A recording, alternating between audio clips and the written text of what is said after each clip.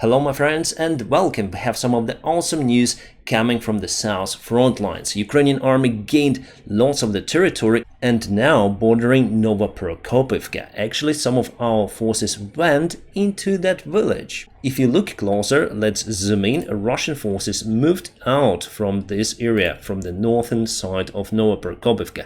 Ukraine used lots of the artillery systems to kick them out. If we change for the satellite image and zoom into that place, the gray area already touching this village. However, as you see, Russia still has lots of the resources in that village, but they have no other way rather than to withdraw their forces from Novoprokopivka. As for the Verboa direction, everything more or less stable for today. You can see Russia has many of the brigades and the biggest concentration now is over here. Let's check out the Russian defense lines. Definitely they're collapsing right now. It is not the only success of Ukrainian army for today. Recently, our guys moved towards Opytne. Let's check out the timeline. As usual, it was yesterday and it is today. Great news actually, because Ukraine was able to cross the river over here and over here, entering the Russian-controlled territory and kicking them away from the place.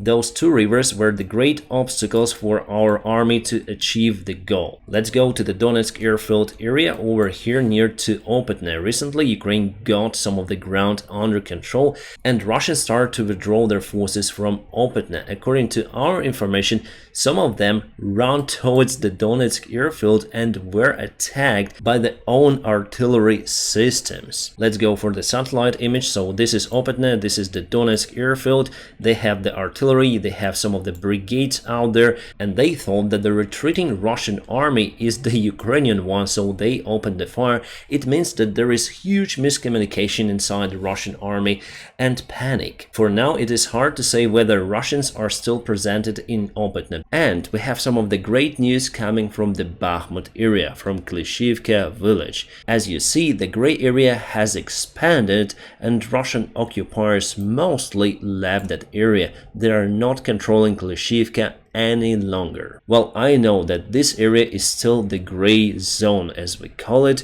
but blue will be there in a few days. To color this territory in blue, we need to make sure that a single Russian soldier was left over there alive. Let's go to the timeline. It was yesterday and it is today. There was the group of the Russian soldiers on this part of the shore and today it ran off from the territory.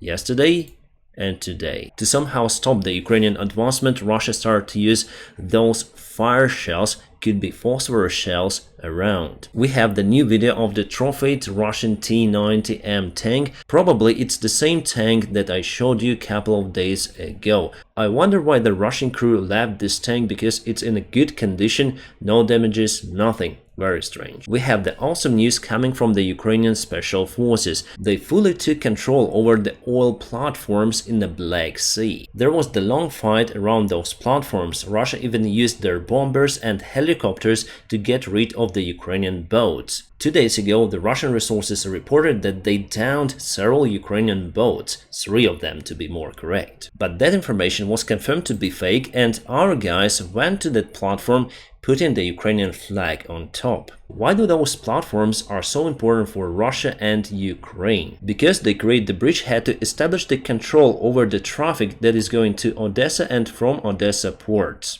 I would say it's not that far away from the Snake Island, but more to the east. Yes, those are just the platforms, but Russia may put the air defense systems on top of the, for example, helicopter landing pad. Or somewhere else. Well, how Ukraine was able to establish control?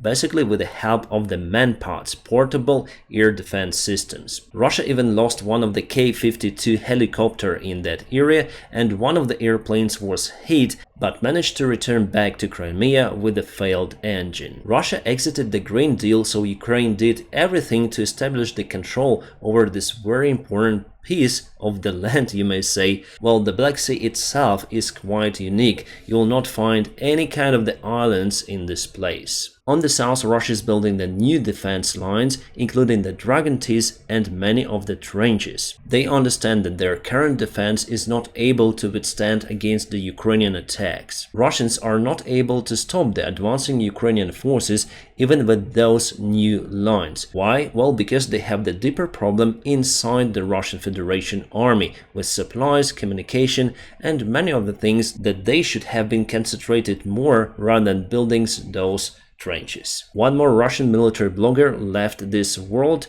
because of the car accident in Donetsk. He was fighting for Russia for a very long time in self-proclaimed Republic of DPR. After some time he became the Russian military blogger and started to write the Russian propaganda articles. The standard career path for the average Russian military blogger: fighting, become the blogger, and later on finale. According to the information coming from the Ukrainian command, Russia is going to mobilize more Russian men into their army, something between 400,000 and 700,000 soldiers.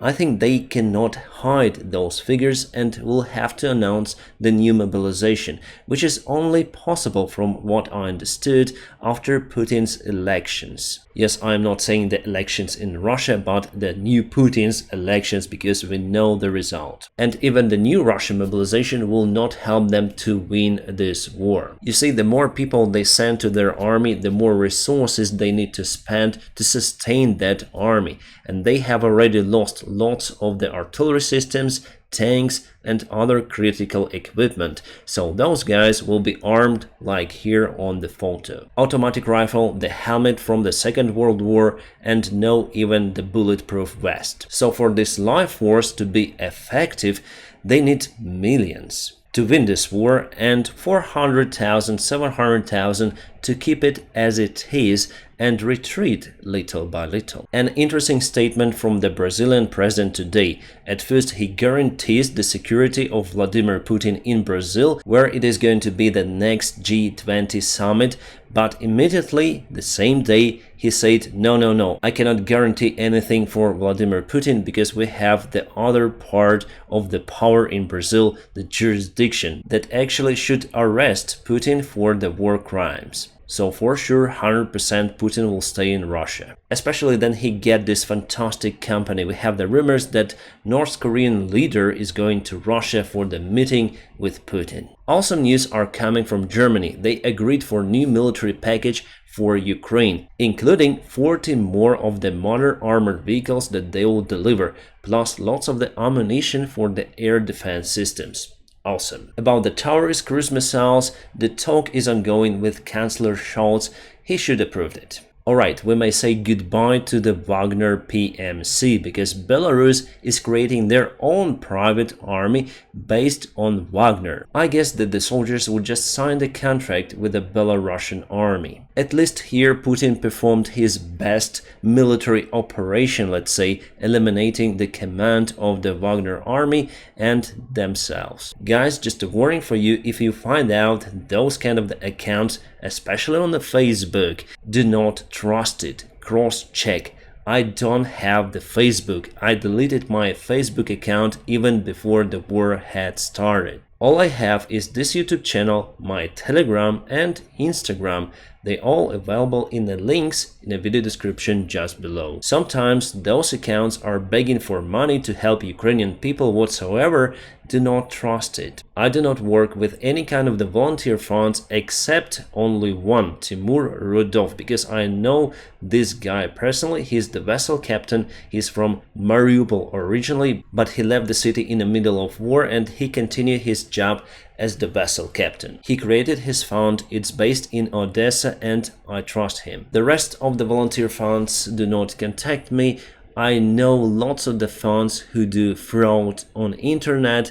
If I do not know you personally, if you're not my friend, I will not work with you. And Timur apparently is the only guy with a volunteer fund whom I can trust. It doesn't mean that if you want, you shouldn't support Ukraine.